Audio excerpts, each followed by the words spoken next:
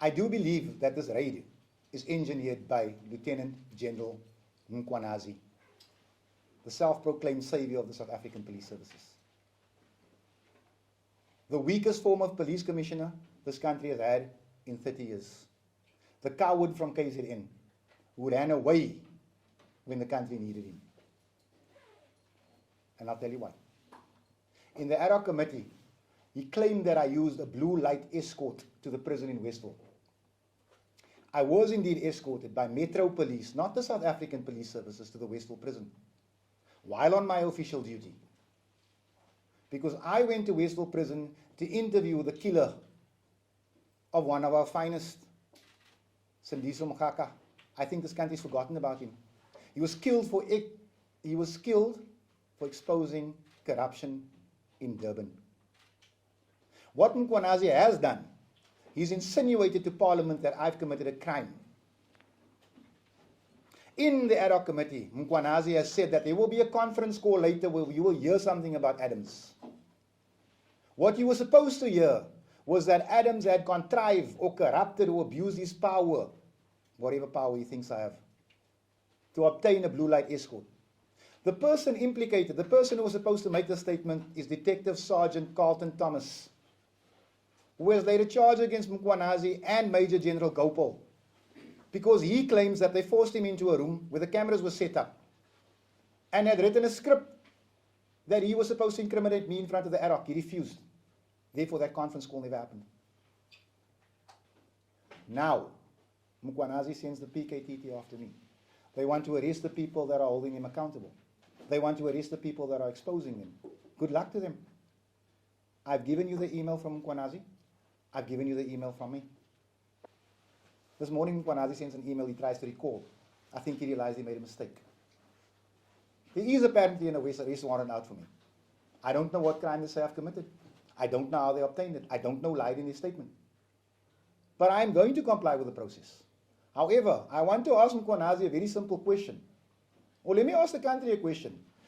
Fannie Masemola, the National Commissioner, Mkhwanazi's bra, the one that he tried to hold the country to hostage for so that he couldn't be arrested, is accused of defrauding this country of about 50 million rand in conjunction with Vusikat Matlala. He is given a warning letter and told to appear in court.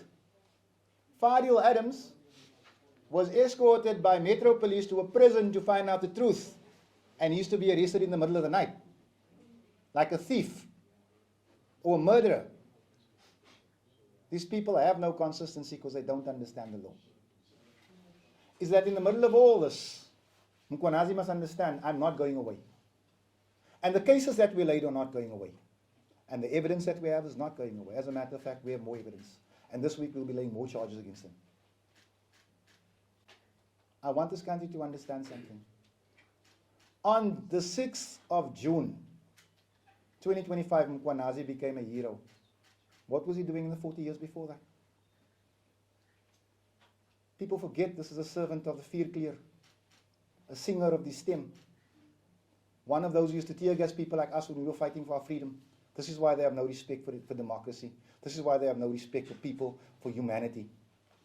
I'm not done with Mkhwanazi. I understand that he's your hero. People must understand he's got feet of clay. But you must understand one thing, Mkhwanazi. I'm not going to stop. I remember the song that you sent. You'll be the last motherfucker breathing. No, you won't. I will. But seeing as you love Tupac so much, let me give you a Tupac quote. Coward. A coward dies 1,000 deaths. A soldier dies but once. You're free to come and get me. I'm handing myself over to the police station of their choice. I want to see this bullshit warrant. I want to see the statements in it. And then the game begins. But I want this country to understand that this is not a saint. This is not a Mandela or Biko. This is the Klerk's boy. P.W. Botha would have called him a goeie ka. This is General Bulletproof Vest. This is General Louis Vuitton. This is General I ran away while KZN was burning, while proper soldiers were fighting. I haven't committed a crime. Where's the crime? Let Mkhwanazi pull the constitution and show me which crime I've committed. Because this idiot, this apartheid servant, this coward doesn't understand the law. But you know what Masemola did? He gave him a job that allows him to come after anyone that is going after the corrupt policeman. And that appointment couldn't have been approved. It's not regular. How does a general who's about to be suspended, how does he get allowed to make an appointment, to make appointments to senior positions? How does it happen? How does South Africa, how does Parliament allow this to happen?